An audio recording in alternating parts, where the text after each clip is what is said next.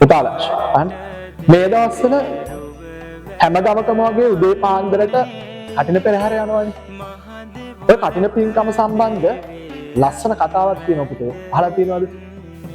විශාක සිටුදියණිය බුදුරජාණන් වහන්සේ බැහැ දකින්න පන්සලට ගිය වෙලාවේ ඇය දකිනවා පුංචි හාමුදුරුවරු සිවුරක්වත් නැතුව වැස්ස තෙමි තෙමි නානවා.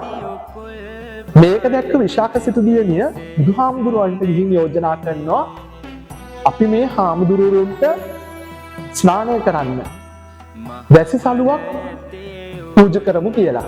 එතකොට මේකට බුදුරජාණන් වහන්සේත් එකඟ වෙලා ඒ විදිහට තමා ළමයි වස්සාන සමය ආරම්භ වෙනකොට වැසි සලු පූජාව කියන එක සම්ප්‍රදායට එකතු වෙන්නේ. ඉතින් ඔය වස්සාන සමය ආරම්භ වෙනකොට කටින පින්කම ආරම්භ වෙනවත් එක්කම ස්වාමීන් වහන්සේලාට වැසිසලු පූජා කිරීම සම්ප්‍රදායක් වශයෙන් අදටත් කෙරෙන්නේ ඔන්න ඔය දේත් එක්ක ළමයි.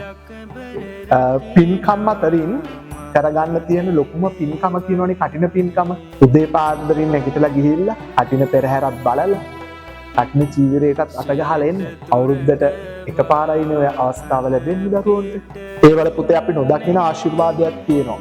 ඕගොල්ලොන්ට ඉගෙන ගනිද්දිත් ඒ ආශිර්වාදය හරියට වටිනවා.